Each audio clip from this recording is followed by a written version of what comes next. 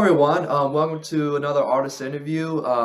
We have our CEO, Robert Lilly's brother, on the call right now from Austin, Texas. His name is Robert Lilly, and he'll be our artist for today to our interview. So, all right, Robert. So tell us where you're from. Well, first of all, I want to say peace and blessings to everyone out there who might be listening to this at some point in time. I was born in Harlem, New York City, and I was raised in the South Bronx, but I had bounced around somewhat from one state to another, so it's relative to me. But I consider my original context probably the most formative context for my development, and that's New York City. Growing up there was a very fast-paced life, and even though I was a child when I left, I saw many things that children in other areas of the country might not have been as exposed to unless you come from a fast-paced environment like New York City, which I don't think there's anything like New York City anywhere else, although I've not been anywhere else. That's cool. What was it like for you growing up there? Yeah, that's a really interesting question. My earliest memories were, innocuous memories. I remember staying with my grandmother and my father and my mother. As a child, I remember toys. I remember, just small things like learning how to get my shoe tied. But something transpired that really shaped or reshaped the narrative of my life. And it was the death of my mother. So I had a life before her passing, and I have a life after her passing that's marked in my time in New York City. Before she passed, I think we lived in a fairly typical life. I had a mother at home who cooked and cleaned and told me to structure my room, according to her specifications, put my toys away, make my bed. She protected me from the dangers outside the home. So there was some degree of, there was a barrier between the world and myself because of her presence and my siblings' life. And then after her passing, when I would say, my memory is vague, but it's between the years of 7 and 9.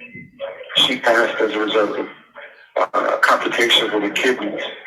And my life changed. My father was always present in the home.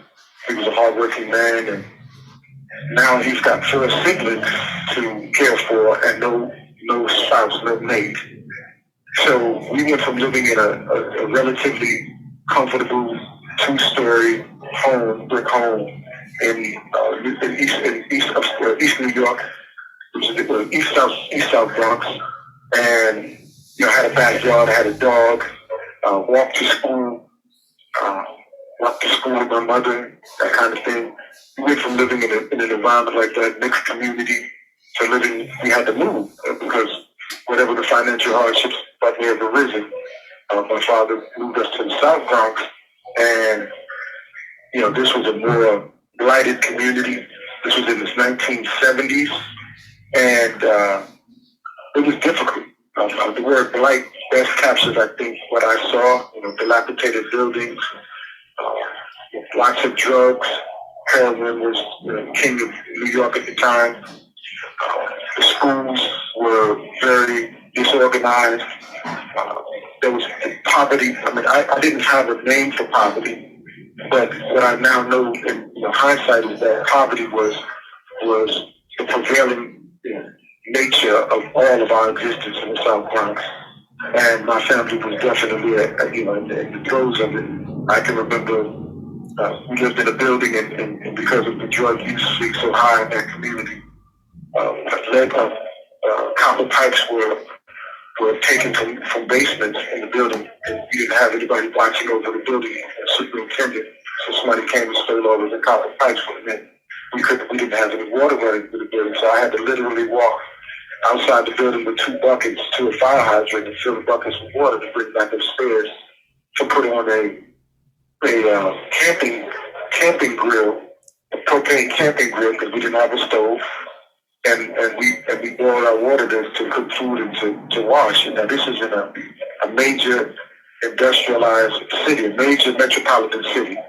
1970. So that to me captures probably the epitome of what life became like for us after the passing of my mother. It was very unstable. Our father had to make a lot of concessions and adjustments. Some we don't even really understand because I didn't always know how to ask the right questions before he passed away to get more understanding about the challenges he faced, as a single father. So yeah, that the gangs. We didn't have gangs. We didn't call them gangs, but they were crews or cliques, posses, neighborhoods. New York was very racially divided, so we had Italian neighborhoods, Jewish neighborhoods. The blacks and Puerto Ricans usually lived together, but that still didn't mean we coexisted, in a healthy way. So we had to learn how to navigate all of those spaces, which neighborhoods we couldn't go to, for fear you might lose your life if you got caught in the wrong space or attacked. And I could go on, but if anybody wanted to learn or just get a more, when I try to tell people about this, I tell them Google an image of New York City in the South Bronx in the 1970s, and you'll see what I'm talking about. I mean, it was unlike anything I've ever seen since, and I hope never to experience. I hope no one ever has to in this country experience anything like that again. Although I do know that there's some very impoverished places throughout our states. Yeah, that seems like a hard life. I took a class last semester about hip hop, and they basically they were talking about how it was formed in the Bronx, and I just definitely I definitely know back then the 70s and 80s there were gangs and people fighting and just drugs and all that stuff. So how does I know you're big into hip hop and you're write poetry and rapping. How does hip hop influence you? Oh, wow, that's a good question. Well, first of all, I consider myself a child of the hip hop generation. I remember the first time I saw somebody breakdancing on the corner of the same neighborhood that I was just describing, and I didn't get the name of the street, but the street was Digby Avenue, and this was in the South Bronx. I went to the corner store, and I remember turning the block, and I saw some cardboard on the floor, some cardboard boxes on the ground. And I saw these kids, a little older than I was, actually sitting on their heads. And I remember having this weirdest of reactions to it, like, what in the world is this? I had never seen anything remotely resembling what they were doing with their bodies on the concrete floor in the middle of the city. So I got exposed to hip hop only through breakdancing in New York City. It wouldn't be until I left New York in the 80s, early 80s, and I'm now residing in California, that I started tuning into this music coming through the radio. And one of the first artists I heard was actually not even a New York artist, although Sugar Hill Gang, of course, we heard that.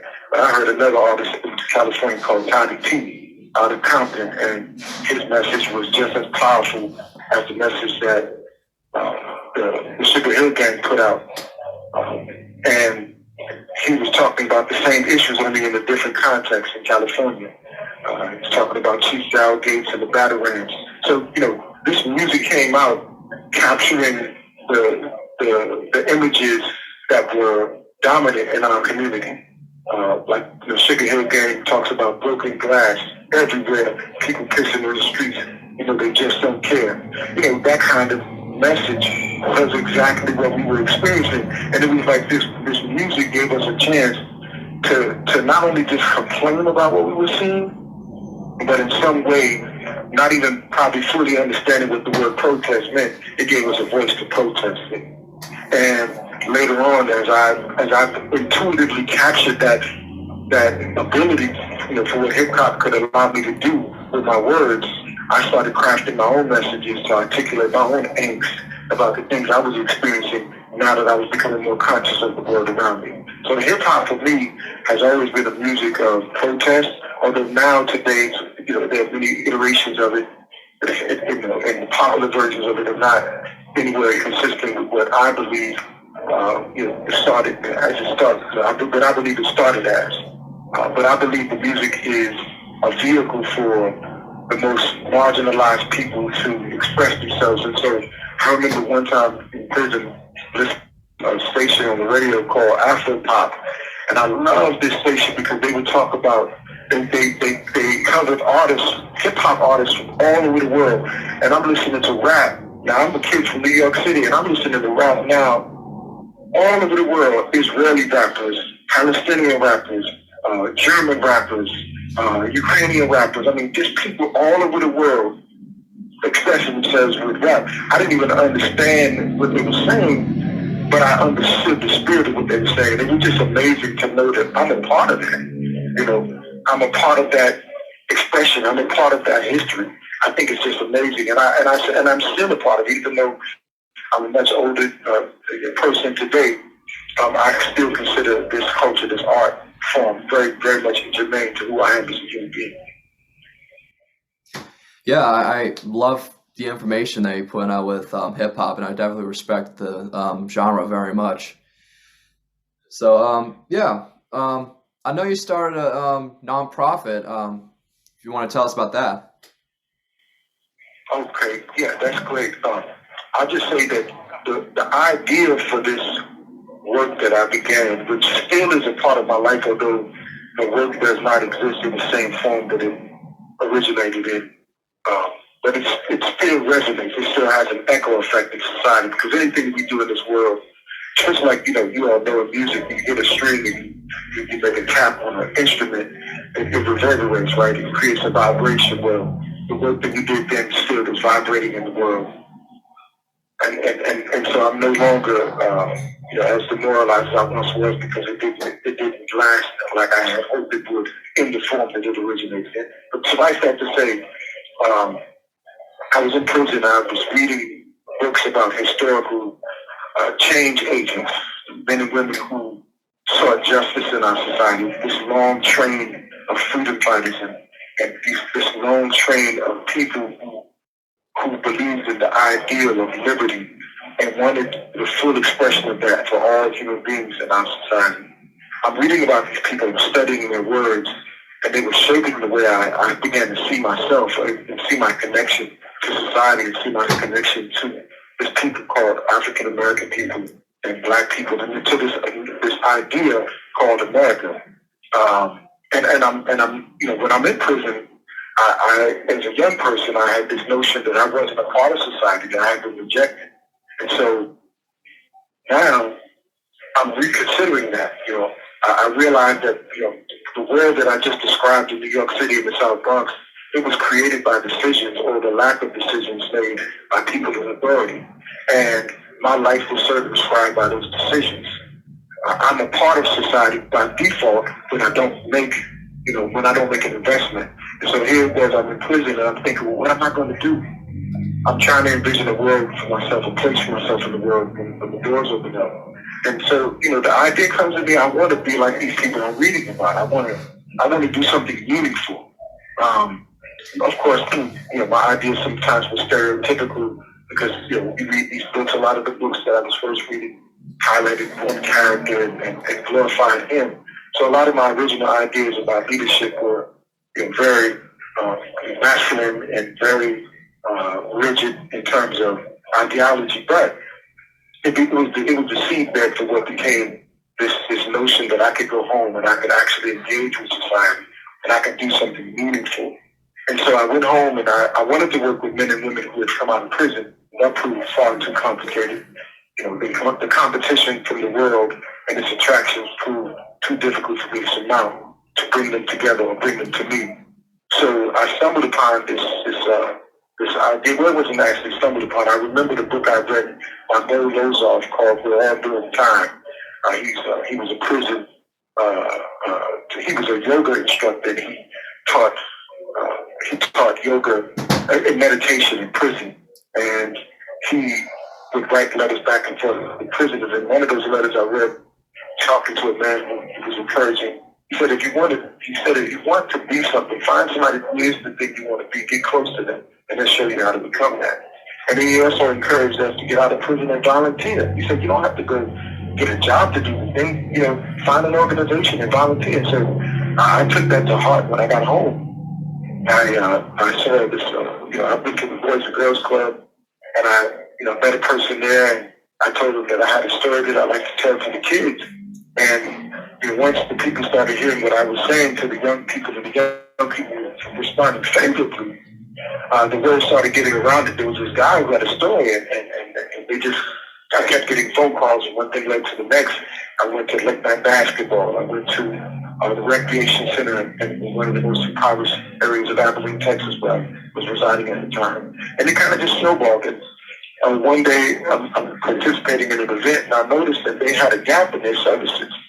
I had learned about that while I was in school, this notion that sometimes organizations have gaps in what they're providing to the community. So I said that they were missing the girls because it was a basketball event, and they were missing girls underneath the age of 14 because you had to be over 14 to play.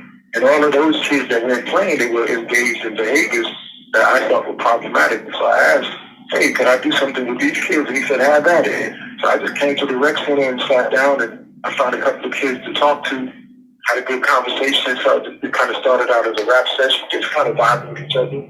The next week I came back, I ordered a pizza. A couple more kids came over and enjoyed the conversation. But in all this, we use poetry, or we use music to engage them, so they enjoyed, seeing this older guy rap and talk to them about things that were important to them, and then listen to them. And so that kind of built on it. That was the bedrock on which this whole idea of Disciple 360 Youth Peer Support Ministries grew out of. That we could learn that this 360 degrees of knowledge and wisdom for life, that everybody was a teacher and everybody was a learner.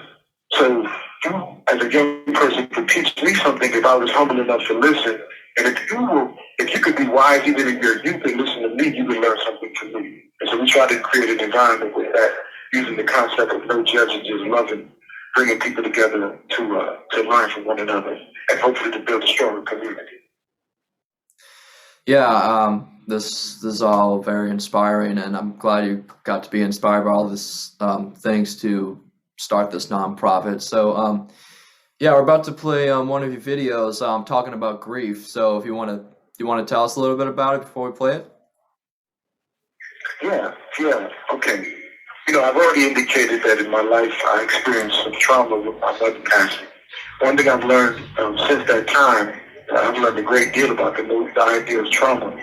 I've learned that oftentimes trauma can be compounded. You have one event that transpires, and then another one occurs, and if it's not processed, if you don't approach it with some kind of resolving methodology, then you have this compounded trauma. And what for me occurred was exactly that. My mother died, and then my father had to leave me with other people so he could reassemble what he could make for us as a home.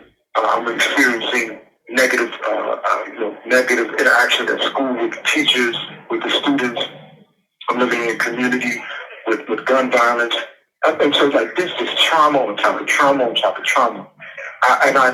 No one ever came to me and said, son, going back to just my mother, this is how you grieve. So never having learned how to grieve, never learning that there was a process through which one could go, and it's not linear, and sometimes there's regression and sometimes there's progress, but never having learned that, I could never put to rest or make peace with the things that had occurred in my life. And part of it also included being in prison and having relationships that I came to form that were meaningful, and then being separated from those people by my release. It's almost similar to going back in history and reading about the slaves in this country and how families were torn apart when men and women were placed on the slave block, and they were displayed like cattle and sold to the highest bidder. And, mothers were torn from children, husbands were torn from wives. These are some of the same emotions I've felt over the years as a result of being placed in prison, and even leaving prison, leaving behind the people I loved, and also, being separated far from the people I loved by being sent to a faraway rural community with no one, that I knew, that I grew up with, and then having to make a life for myself for how many years I would be there. So yeah, grieving and learning how to walk through those feelings has been, I think, an important part of healing for me because I used to say, and this is the saying I came up with as a result of continued chronic relapse. I asked myself, why do I keep going to the crack house to get counseling? Because that's what I felt like I was doing. I'd have these episodes and I'd go in there and use drugs and I'm dumping all my feelings on somebody that doesn't even really have an answer for me. And then it came to me one day, I call it like a spiritual download. You're going to the crack house because you're not going anywhere else. When you're well, when you're not using, you're not going anywhere else to seek the healing that you need. And so that's what I had to actively do. And it's taken more adversity for that realization to happen. But I'm now today quite aware of what steps one needs to take in order to get better. So a little bit of that video is going to be talking about some of those experiences that I just kind of cursorily talked about just a minute ago. Well, I'm grateful you got this explanation. So, yes, we're going to show this video right now. Hopefully, y'all enjoy.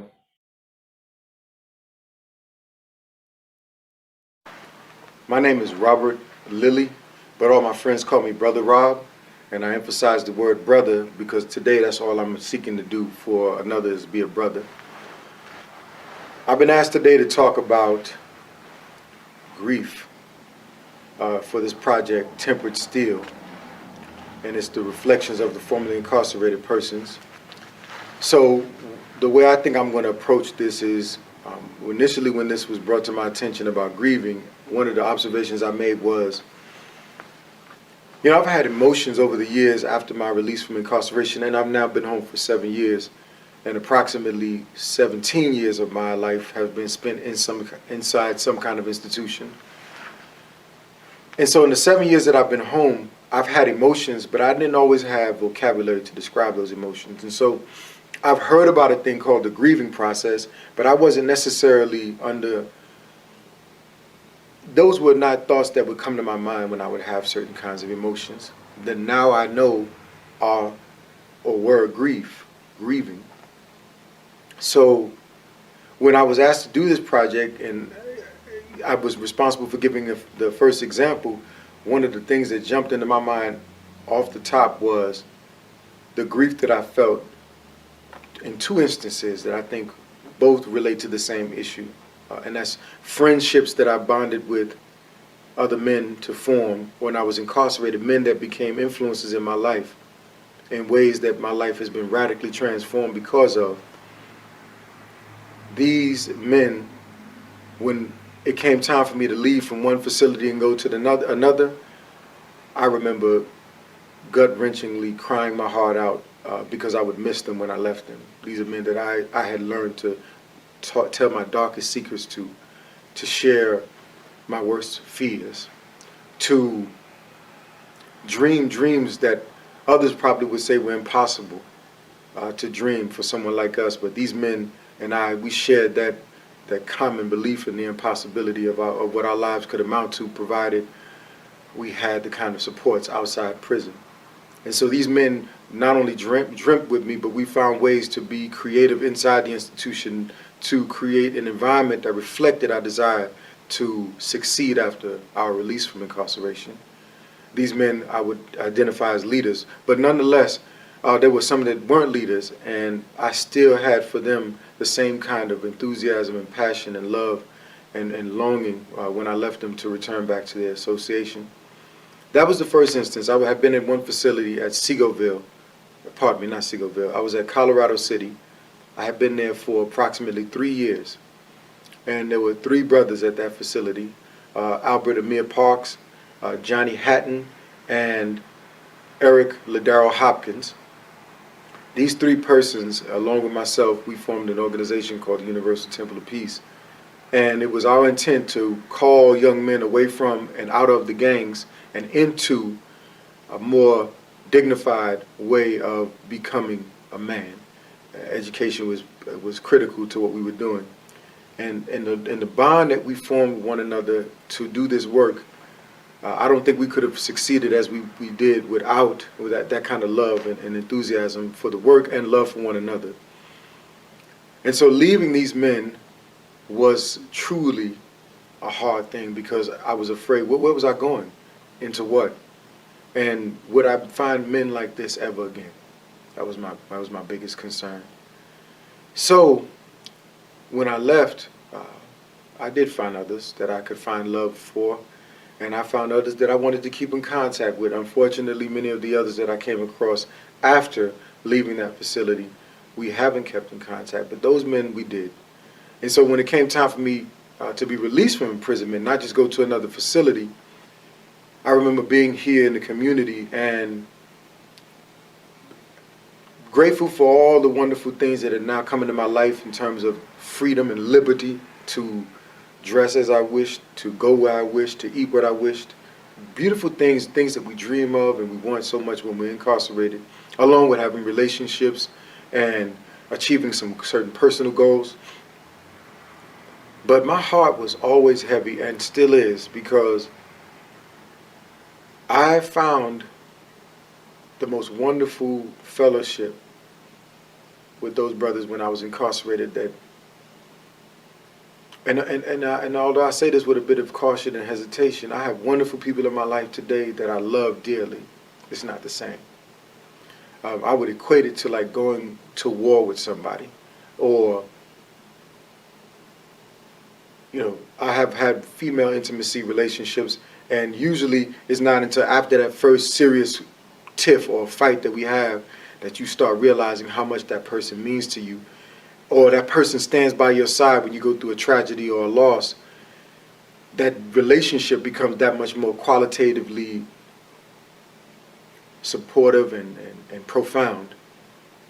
Same thing with men. I think I have not been to war, but I've been one who ran as a gang member in the streets and had loyalty for the brotherhood that we bonded and formed in the streets. But I learned later that that was false, because we were doing things without knowledge. These men that I learned to love in the way that I loved them, they were special. And leaving them was never an option. Physically, I may have had to leave them, but emotionally and psychologically and spiritually, I was still there with them in that prison, and I wanted them to have what I have out here, and that's the opportunity to realize what God has given us to become all that we can with this life that we have. And so, because I was the first one out, and many of them, I think the next one to come home would be 7 years, well actually would be about 3 years. This is another gentleman, but he wasn't part of our close circle, but because he reached out to me when he was inside, I found a love for him and decided to support him, so I continued to write him. And he came home, but he was a part of our group, but not as intimately interwoven into it. And so some of the others, it took them more than several years to come home. And just waiting for them to come home, hoping that they would get parole. All of that process opens up, I think, the same feelings of loss and discomfort in the relationship that one would have when you feel like something is not in your possession that you yearn to have. I wanted those men home, and I want them home with me now, because I believe that the same energy and enthusiasm we had for the cause that we stood for while we were incarcerated, if that energy were released into the community, and I use that word with the most sincerest intention, released. If we could release that energy, that dynamism, man, I think we could shake up the world. So I've stayed with them. I've been walking with them despite my distance from them, because I realized that they have made my life that much better because of knowing them. So in that way, that's been a great experience with grief. A third example that I gave was one day I was flipping through some family photo albums, and I had this, it was a annoying awareness that gradually wrapped its arms around me and held me as I'm flipping from page to page in this photo album. I'm looking at all my family, and I'm watching the years go by, and my picture is nowhere in sight. I have very few images of myself as a young man with my family, because for the most part of my teens and 20s and some of my 30s, I was incarcerated. Mind you, it was an installment plan incarceration. I would get out and I would come home. I would come home and only return to the same behaviors and then return back to prison. And so as I'm looking at my family album, I noticed that I'm not even there. And that, I think, also could be properly identified as an instance in which I experienced grief, because I realized how much loss has occurred in my life as a result of my being incarcerated. And I don't know if I can even convey to you what it's like to have someone who you identify as a family member who came from the same womb as you, and yet you don't even really have a relationship with them, or you don't know how to have a relationship with them. And even in some instances, when they touch you, it doesn't feel like the comforting touch of a loved one. It feels like the touch of a stranger. And you hate that feeling because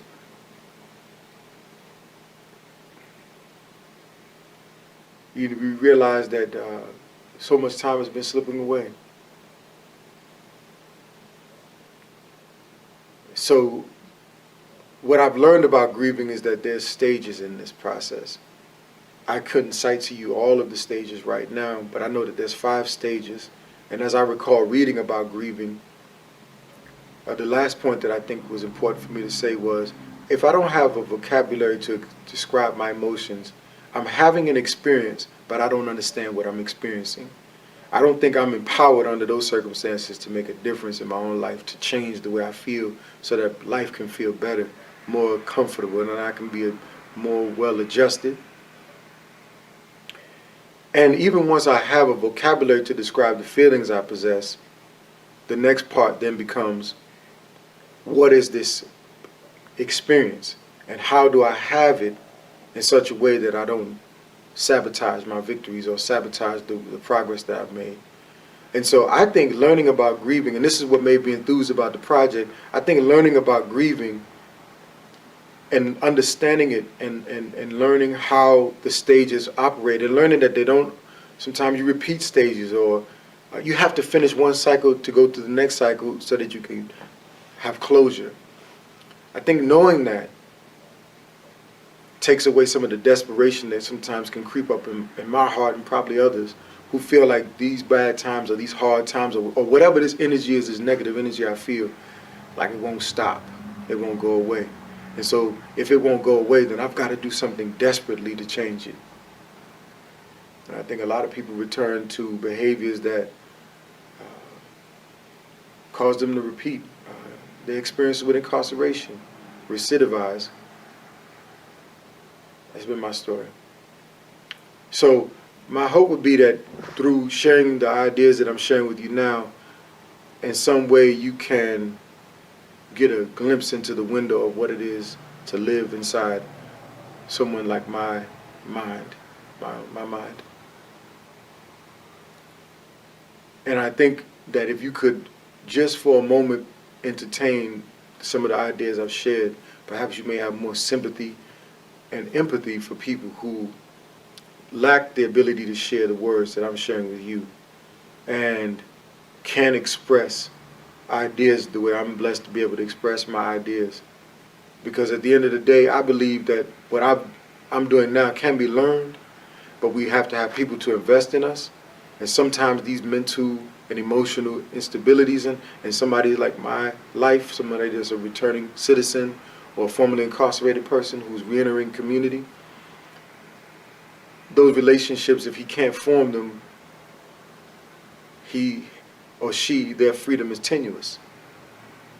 So please heed these words and meditate upon them. And my prayers are that your mind is opened about what it is to be someone else that you're not, especially someone who's had to endure trauma. And I do believe being taken away from your home, sent someplace far away that you're unfamiliar with, forced to deal with people that you don't know for years at a time, no access to relatives because you're too far for them to travel, only communicating by phone if you can, or by letter if they write, and then finding a new family and then being taken away from that family, not because you've done anything bad, but because something wonderful is happening, but you can't share it with them, how that might cause somebody to have grief.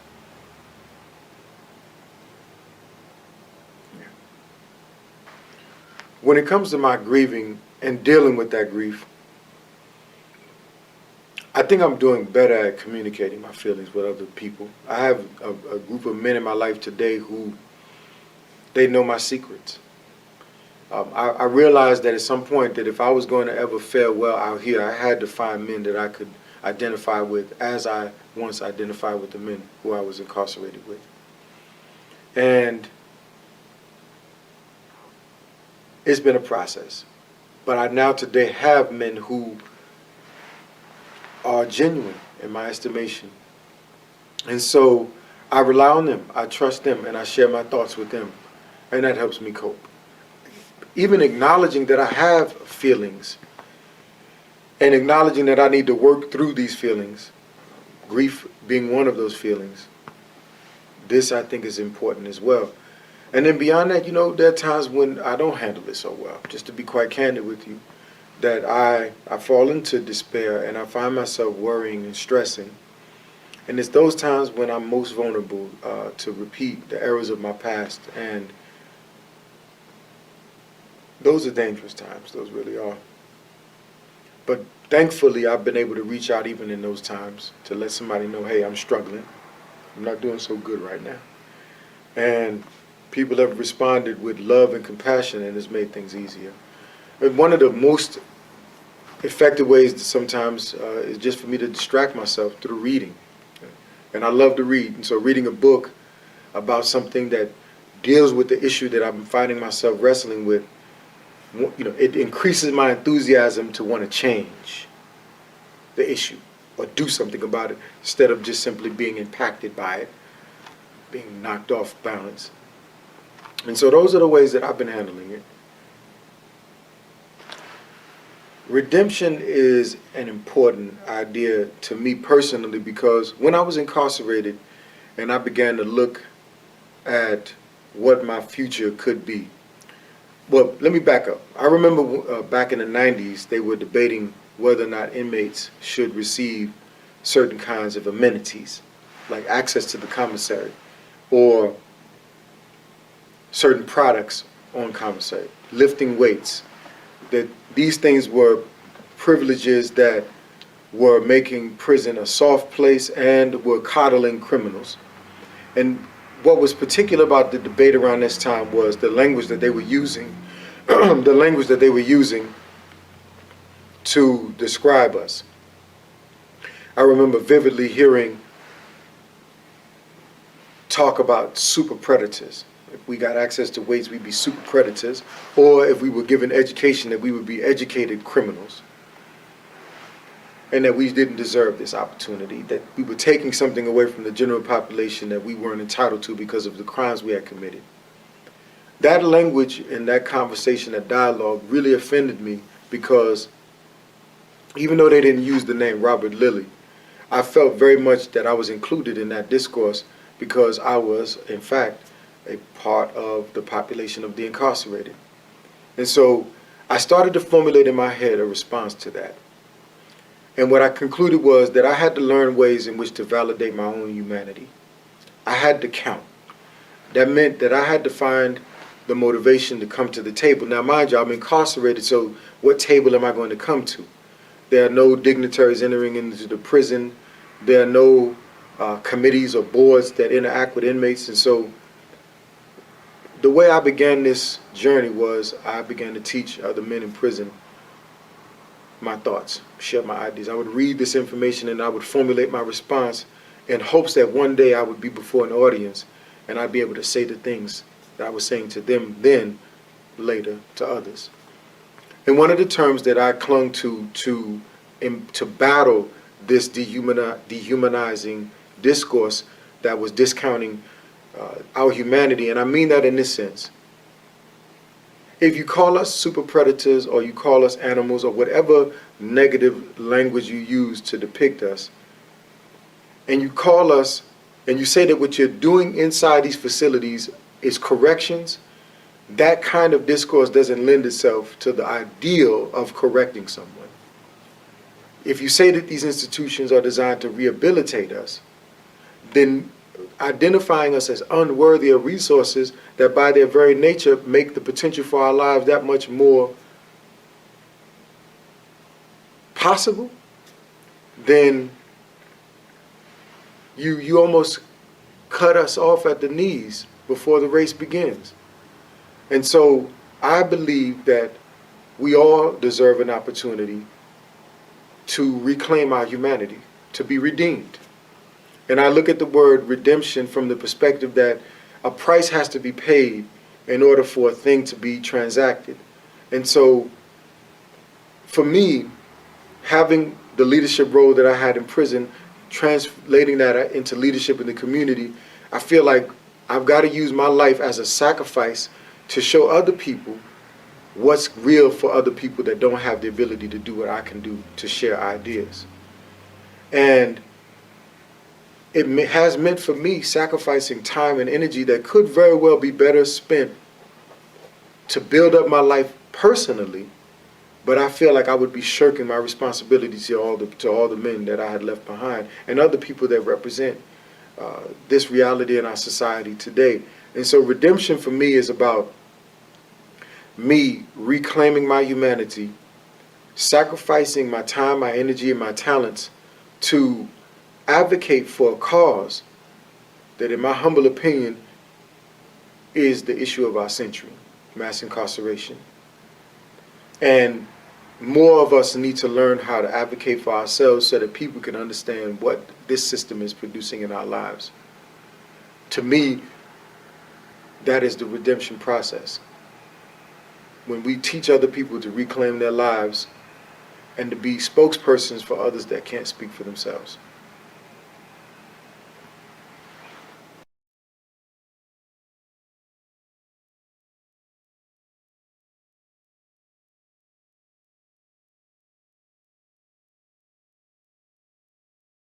And we're back. Love the inspirations and the talking about grief and just everything about the video, and it's such an inspiring thing from someone like you that has went through this hard life and everything. So LTC Little Theater Company is about to have an opening night of We Are the Mass Incarceration play. What's your role in that play? Well, my sister, and I want to say again, peace and blessings to all of those that are out there. And I'm grateful for this opportunity to be of some service to the society that I am very much a part of, although I'm currently incarcerated. My role in this is that I have been tapped by my sister, who believes very much in my abilities as a writer, to create the voices of some characters who are experiencing the realities of incarceration and in some instances addiction, because often these go hand in hand, along with mental health challenges. And so I've written a number of monologues to express some of the things that I'm seeing personally, some of the things that I've been through, and some of the things that I'm learning through my reading that are real to the reality of mass incarceration in the 21st century. And so we're just trying to create a voice that humanizes this experience and makes visible people that are oftentimes invisible. Yeah, I'm about to get a ticket to see this play, so I'll be flattered to come and see this play and really enjoy it. So what's your biggest lesson from 2022? My biggest lesson from 2022 is this, and actually it's been the lesson I've learned, incrementally going back to 2019, bringing it on into 22. I heard a gentleman once speak at a conference, and he said a lot of children today are not learning how to develop stick-to-itiveness. And that was a word that he kind of contrived, and he said that it was the idea of being able to stick with something even when it's difficult, to hold on even through a hard challenge and prevail. I've talked about alcohol and drugs being a part of my story, and although I do identify myself as a person in long-term recovery from addiction, and other behaviors that are not productive. I realize today that the drugs and alcohol are not the problem. Part of the problems are systemic and societal. Part of the problems are internal and perceptional. And so, for me, the biggest lesson I've learned in 2022 is how to walk through the storms of life without falling apart. How to be able to, better manage and cope with the challenges that arise in life, because life is going to show up for every one of us. And I had this fanciful notion at one time that I could get enough money or enough power or enough influence, and somehow I would avoid the challenges that every human being, by virtue of being on this earth, experiences. And that was a fanciful and erroneous notion. It's just not real, right? So I had to purge myself of that, and I had to replace those false ideas with more concrete, notions of what it means to walk on 2 feet in this world. And the big thing for me is community. Having community in my life, which is the antithesis of being a prisoner. A prisoner is isolated from the world, and community is what being in society is about. And so this opportunity to be a part of this play is about being a part of community, being heard. Prison tends to separate our voice, cut our voices off, silence our voices, and this opportunity, this play, this play gives me a chance to be heard and to give the voice to other people as well. Well, I'm glad that you learned a lot of things from 2022, and hopefully have a better year in 2023. So we're going to show another video, basically talking about your life. So if you want to explain a little bit about it before we show it. Yeah, like I was saying, this was during a time when I was in the throes of some upheaval in my life. My father, I believe, he had already passed, I think, at that time. And it wasn't just my father passing, it was a combination of poor decisions that I had accumulated over the course of time. Not being able to walk in the world as my true self, kind of having fear of rejection, fear of being, perceived as ineffective, being a loser. Many of these thoughts were dominating my mind at the time. In an unhealthy relationship with a person who also was an active user, who was trying to make what we thought, what we called love work, and it wasn't working. So this was a very, very difficult time in my life. I think it was the culmination of all of these bad decisions finally coming to a head. I found myself in legal trouble. I was currently in the process of being prosecuted for violation of the law for protective order in that relationship that was abusive, where I had become abusive. I'm proud to say that, but it was the reality of my time and that season of my life. And, the wheels had fallen off. The woman that I had been with for 6 years and thought that we were going to go forward with, and again, it was an unhealthy relationship, so I was really living in a delusion. But it was one I couldn't break free from. I had become codependent, we both were. And then on top of that, we got together again after getting out of jail, and she left. Just things fell apart for me. I had a breakdown. And I got in my vehicle, and I decided to drive around, running from place to place to try to slake my conscience, put alcohol and drugs on top of my sorrow. Found myself up at my university and my alma mater, and there were students out there. And, I wanted to engage with them, have a conversation with somebody, but they were afraid of me, and when I realized they were, I got back in my vehicle, but sadly someone had already called 911. And rightfully so. It was late at night, and here was this stranger to them on the campus. They didn't know, even though I did try to express to them I had been a student there. The reality is they were within their rights to have me question what was I doing. So I made a fatal decision that night. Um, 30 seconds turned into a 30-year sentence. In a quick flash, I decided when the officer approached in their vehicle to drive by them, thinking erroneously that in a moment I would get to the corner and somehow they would leave me alone. That didn't happen. I proceeded to drive away at a high rate of speed, slowly, gradually, but in a picking of speed as it went on. And I made a series of unwise and reckless decisions that night that could have cost me far more than the 30-year sentence, and it could have done more harm than just a wrecked vehicle and even more ruined life with more legal troubles.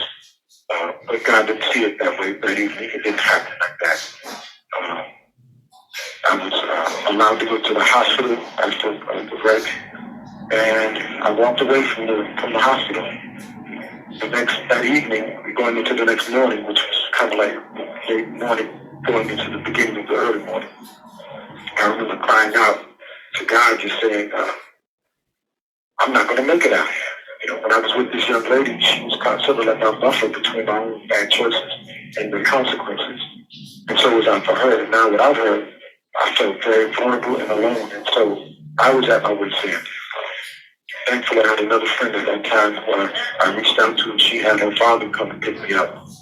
And I remember expressing to them, they didn't know anything about what had transpired. I said to them, I'm not going to make it. I'm going to make it out here.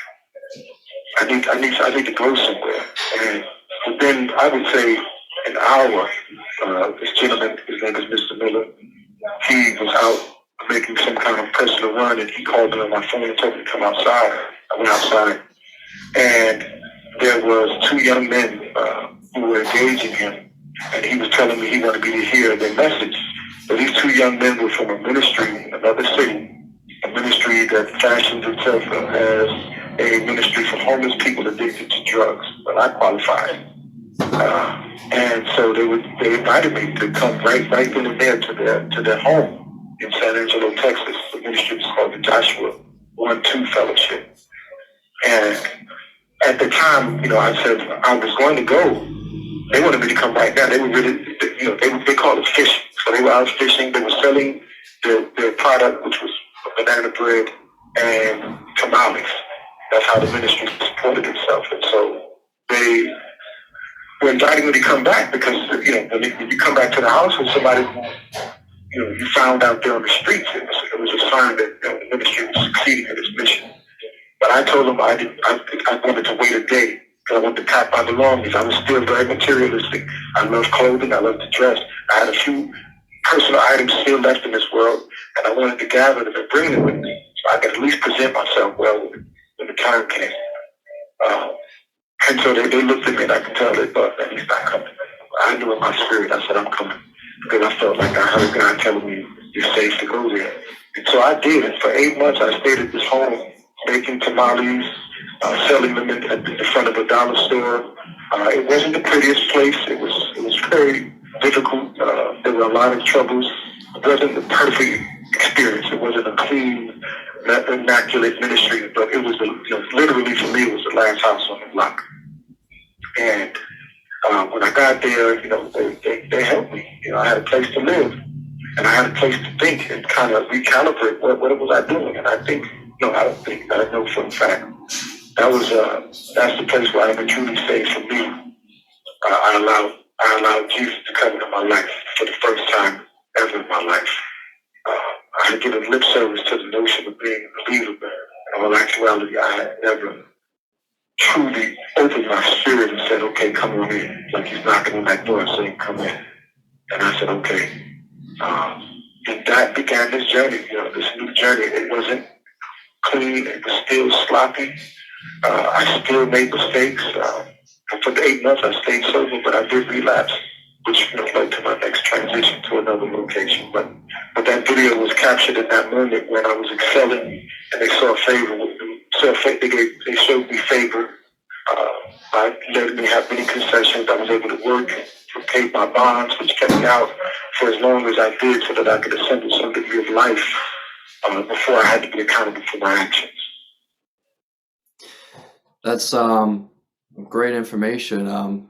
We'll definitely great information for the video. So we're going to show the video right now, and we'll be back.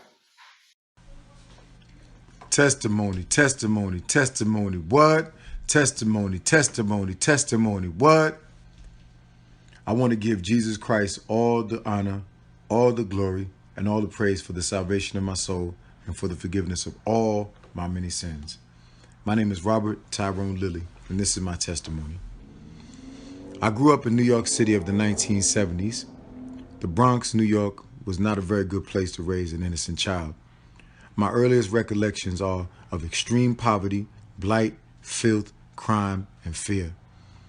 You know something is wrong with your worldview when one of your most vivid memories is of desiring to own your first switchblade for protection. I was not a violent kid. In fact, I was quite smart, but the conditions under which I was born required of me a certain kind of movement driven by both fear and anger. I held those two emotions very close, like one would keep a true friend. The most devastating thing to shape these formative years was the death of my mother, Darcel Green. My father was her first lover, and with him she bore 4 children out of wedlock. I was the oldest. I had 2 brothers and 1 sister. My youngest brother is now deceased. He died from an overdose on crack cocaine in 2008. As a child, I was fortunate compared to many of the other children I would come into contact with after my mother died. We had a home, a dog, toys, adequate food, and other creature comforts. However, once she passed away, my father was forced to fend for us without the support of a live-at-home caretaker. This is where things began to come apart at the seams. We would have to move eventually from our home to an apartment in a much poorer side of the Bronx. My new environment became the seedbed for much of the later corruption that my life would be shaped by. Albeit, it would take many years before I would cave to the pressures of the impoverished lifestyle of the inner city. Like the rodents and the trash that was piled in our alleys, my anger at the loss of a parent and the lack of understanding as to why would build and cover me up, eating away at my heart until I became stubborn, bitter, and isolated as a child. It was in the year 1982 my father, after winning a settlement related to my mother's untimely death, decided to move us all from New York to California, Inglewood, California to be exact. Let's just say life on the West Coast was no better than on the East Coast. In time, I would couple my already rebellious nature with the street savvy spawned by my new peers, 2 young men, Crypto and Shermhead, both gang members, would disciple me into a life of gangbanging and drug dealing that would come to shape the next 25 years of my life. I started entering juvenile facilities almost from the very beginning of my arrival in LA. With every experience in jail and encounter with law enforcement, my anger with society grew. I began to hate anybody who challenged my desire to use drugs and escape into the shadows of this subculture that I had begun to cling to as my new and true family. I wanted no parts of a home that I felt alienated me from my past and a desire to simply make sense of what had happened to my mother. My father worked all the time, and my stepmother and siblings became my warden and guards. I felt like I was in a prison already. Their combined oppression was enough to drive me into the streets, and that is what I would do every time I had to face their aggression. I ran away, and ran away, and ran away. Running became my all-in-all solution, my panacea. And if I could not literally run away, then the next best alternative would be to run emotionally. That is where drugs and sex would come in. 1984 through 1989, the crack years. I was 14 years old when my stepbrother Douglas first introduced me to crack cocaine, and it would alter my destiny. The first time I took a hit, I felt like all my problems had been removed, gone away. There was, however, one slight matter that complicated this solution. The feeling went away too quickly. I had to keep getting crack in order to stay happy or feel better. Crack costs money, and at 14, the only way I was going to get money to feed this habit was to sell it or steal. Stealing was my first option. Both means of supplying my demand led to multiple arrests and eventual imprisonment. It would be in a youth prison that I would learn of the religion of Al-Islam, or the lifestyle of the Muslims, being a young, confused young man. Having never really been trained or raised to value Christianity, I was a prime candidate for the angry message of the black Muslims who saw white society as the bedrock of the problems black people, like me and my family, have been crippled by. I dove into learning this message and became a fairly competent advocate of it. As a student of Islam, I would have to take a position against Christianity, and that was easy to do. I felt little connection to Jesus as a savior, and for that matter, even less to him as a God. The combination of historical depictions of white abuse of the gospel as a tool for black dominance further enraged me and prejudiced me against reading or studying a book that had been misused to validate the abuses of slavery. It would take years for me to circumnavigate, to get around the vast space between that position and where I am today as a believer in Jesus Christ as both my Savior and my God. But thank God I'm here. One thing about life is that we are always changing and growing. Change is inevitable. I am very much a work in progress. The main difference that separates today from yesterday is that I am now like the clay in the potter's hands. This is the message that came to Jeremiah from the Lord. Jeremiah, go down to the potter's house. I will give you my message there. So I went down to the potter's house and saw him working with clay at the wheel. He was making a pot from clay, but there was something wrong with the pot. So the potter used the clay to make another pot. With his hands, he shaped the pot the way he wanted it to be. Jeremiah 18, 1-4. In my past, I wanted to shape my life the way I best imagined it. I had all these plans that I would contrive while I was in prison, and I envisioned how I would make them come into reality upon my release. Ultimately, with each step I took under this mindset, the more the truth of the powerlessness of my life of myself over my life became glaringly clear. God is in control. My effort minus prayer is a recipe for pain, delay, and frustration. Today, I'm 47 years old now, and I have lived such a meandering life filled with one wrong choice after another. This winding path, no matter its shape, is always overseen by an amazing creator who loves us and wants the best for his children and takes that meandering path and designs his plans by it with each line. Jeremiah 29, 11-12. For I know the plans I have for you, declares the Lord. Plans for welfare and not for calamity, to give you a future and a hope. Then you will call upon me and come and pray to me, and I will listen to you. Jeremiah 29, 11-12. This inspires me today. God has been calling me for many years. Regrettably, I have taken a long time to answer the call. Nevertheless, there is still hope and a cause for joy. I believe in Jesus Christ as my Lord and Savior. Why? Because he has proven himself to me time after time. Today, after another bout with Satan, I am back on my feet, thank God, and life is looking up for me.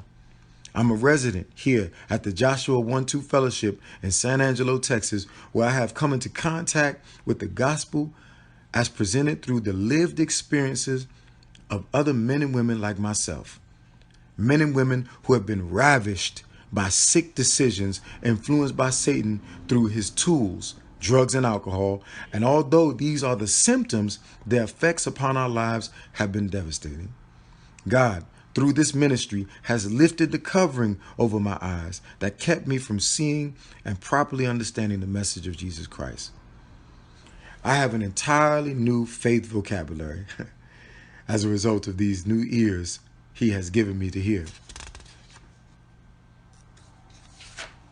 New words and ideas like spiritual warfare, sinful nature, agape love, pistis or trust for God have entered into my life to give me a deeper appreciation for the life-saving teachings of Jesus.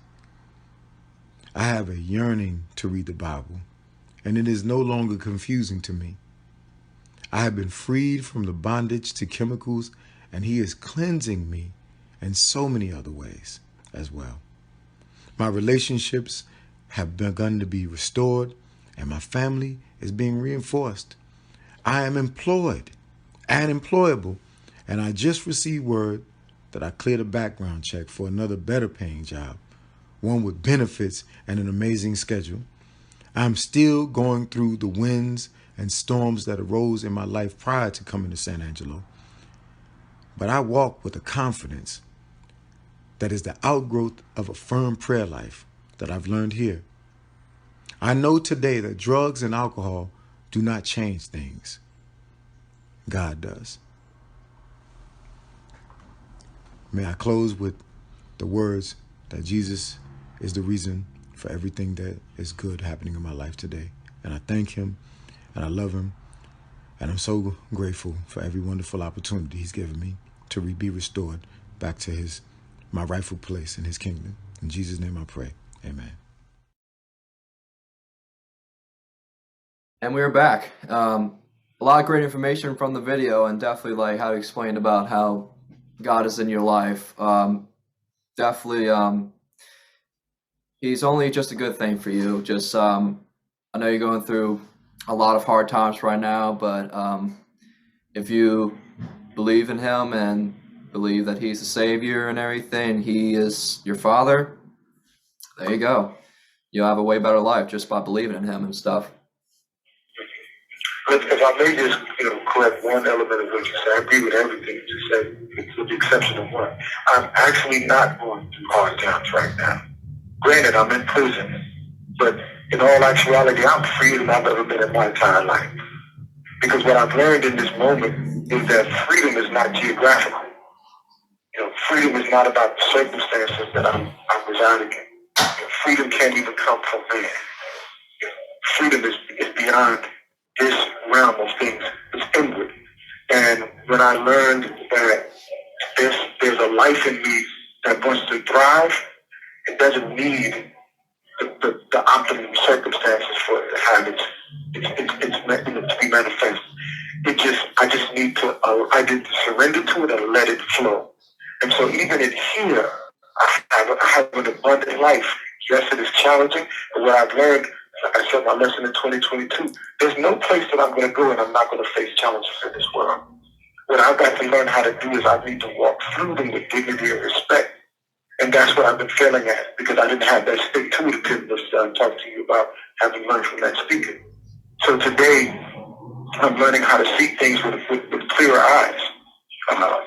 And by doing that, I see, even in this moment, great promise and opportunity. This is where I've become more committed to my hopes for being a writer, an artist, a creator. So, this is something I've tried my hand at for years. I've written other pieces, I've written other prose and things of that nature, but I found a deeper level of my own voice here. And I don't say that because I want to redeem prison. I don't believe prison can be redeemed. No, I believe that any circumstance that one finds their purpose and meaning for life, it can be transformed by that realization. Yeah, I definitely understand that. I'm glad you really think of it that way, and it'll really help in the long run. So how does it feel to come back home in April? Wow, that's a really fantastic question. Now, I'll just say this here. This may sound a little odd, but I do one day at a time. I get up, I have a routine, I'm very focused on the things that I do intentionally every single day. I have a study regimen. I wish I would be doing a few more push-ups, but that area I can improve in. But other than that, I have a discipline that I'm focused on every day that entails reading and studying, and filling my time with positive interactions with the men around me. I'm actually in the programs that I'm currently residing in. I have a leadership role where I'm the orientation leader, so I'm responsible for expounding on the material that they give us as the solution to many of the challenges that we face, whether it be criminal thinking or whether it be addictive behavior. So I'm constantly absorbing this material and trying to articulate it to the men around me so that they can perhaps move from pre-contemplation to contemplation on that process of change. So yes, to say all that said, I'm busy. And by being busy, I really haven't had a lot of time to feel what I might be feeling, what people think I should feel at this time. I think I'm probably not going to feel that giddiness because I've been out of prison before, released from prison before. The way I'm feeling about things right now is I feel like when that door opens up, I'm going to step back into the life that I had before I came here, which was sort of aside from the difficulties I described that led up to my challenges. I had begun down a road where I was rebuilding the Robert that was the founder of the nonprofit Disciples 360 Peer Support Ministry. Right? I had begun to build relationships with people in my community that gave me a sense of self-esteem and meeting. Right? I was volunteering. I was helping people in my community. I came alive again, and so I've not stopped that since I've been here. So I feel like, I'm still alive. I'm going to walk out that door. I'm sure when I hug my people and the people that are going to be there for me on the other side, it'll be a different experience. And I can't feel that just yet. I guess that's what I'm trying to say. It's not exactly real to me until I walk on the other side of this door. And then I think one other thing I want to say about that is this. I think part of why I'm feeling the way I'm feeling, which is, somewhat, if I could give a word to it, I would say I'm feeling grounded. And the reason I'm feeling grounded is because I've learned a lot about how this reality called prison and criminal justice and corrections, how that circumscribes an individual's life. As I said to you before, I've got a 30-year sentence. I completed 3 years of that sentence before making parole. 3.5 years of that sentence. I'll have 4 years when I'm released. That means that I'll have 26 years left on parole. And parole is not freedom in the sense of being a complete citizen in our society. So I realize that there's so much work still to be done to right the wrongs that I believe are inherent in our policies as it concerns persons who are being punished for quote-unquote criminal behavior.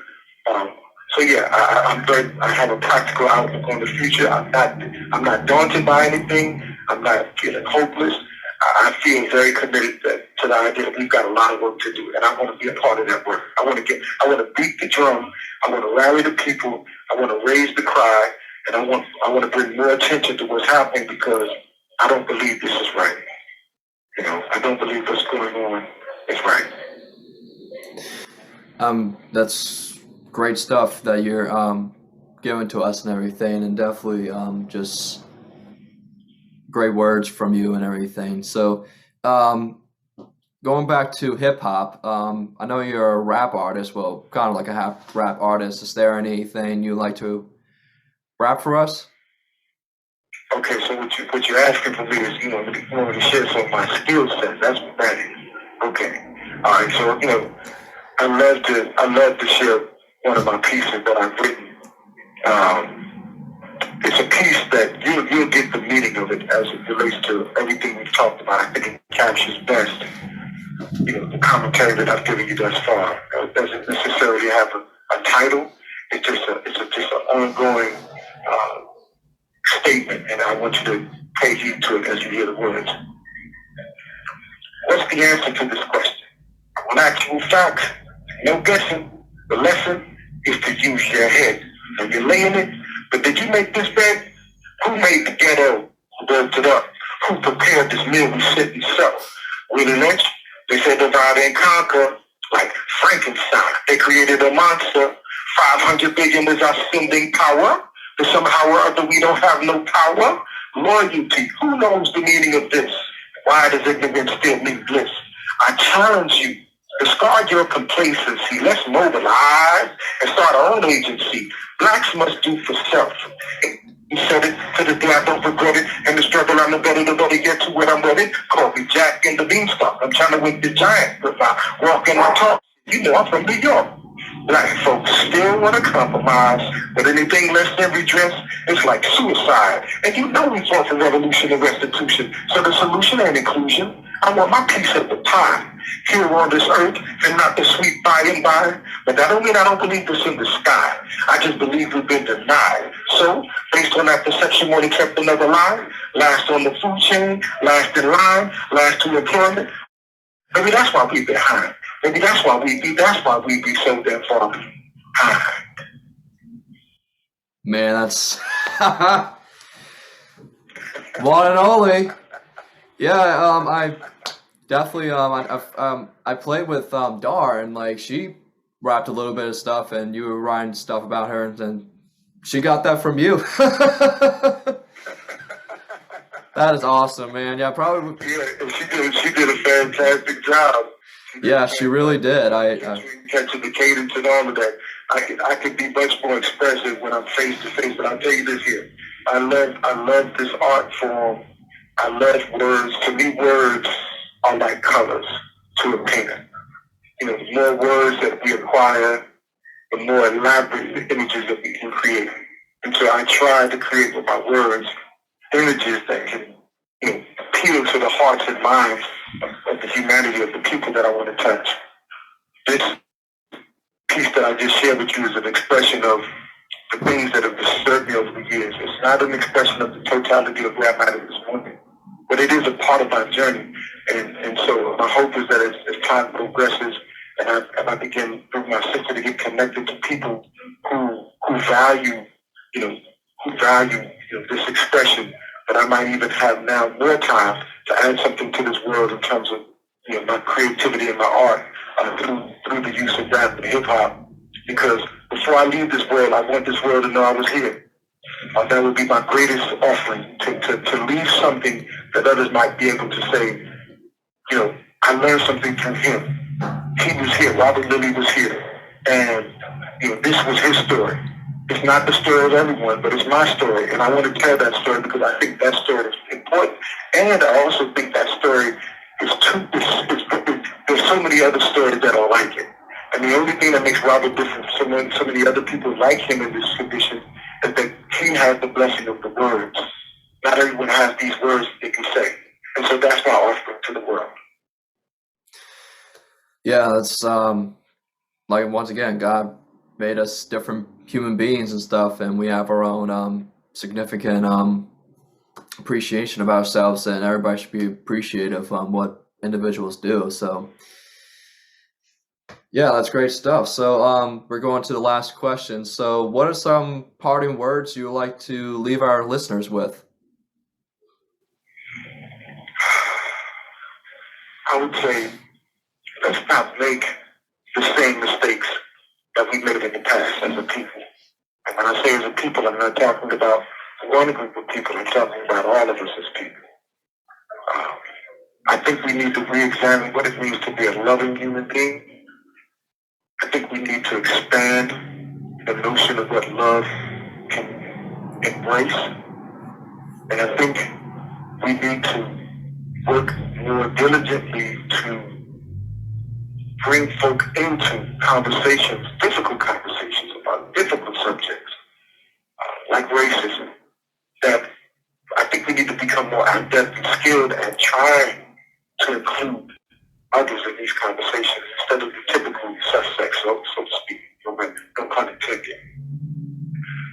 And my hope is that we can begin to make some headway in rectifying some of the ills that I'm witnessing on this side here, some of the lack of humanity. Just recently, Tyree Nichols, you're going to start to see that video tonight. That's a classic expression of the thing I've seen all my life. That someone can be so callous. And what's interesting about this incident is that the officers are black, but it doesn't matter because what they've imbibed is a notion that there are people or persons, i.e. black males in particular, who can be qualified by this idea of criminality, and once that label has been imposed on them, their lives are acceptable. They're almost human waste, and we can just step upon them and throw them away. And in this instance, this boy's life was literally thrown away. I've seen that all my life. I've yelled from the top of my lungs trying to bring attention to it. I'm not yelling in that way any longer, but I'm still trying to bring attention to it because what's happening to me, that is but an expression. What's happening to me, that is just another expression of it. And so my prayer is that more folk would become invested in this cause and see the connectivity between their lives and our lives. Dr. Martin Luther King said that there's no one who can keep another down without staying down with them themselves, right? So we're all in this together, and I hope and pray that we can more and more grow in our common understanding of what challenges we face in the 21st century and work to undo that. That's wonderful words, and I'll definitely take that to heart. So, Robert, thank you so much for being part of this interview and taking your time to be part of the interview and being the artist for today. And you're just very inspiring and incredible person. And hope everything goes well with you. And God bless, man. Well, I'll say this in parting. I'm a reflection of all the lights that have been shown into my life. So what I am today is because of all the people that didn't give up on me. This is what gives me the hope to keep loving and keep trying. I literally been loved back to life. My sister and so many other people, including you, man. By giving me a vehicle to express myself. So thank you, and thank all of you that are part of the LTC. God bless you. Peace and blessings, as we say. You came in peace and you leave in peace. Thank you. Thank you. I really appreciate it. So, and we'll see you next time.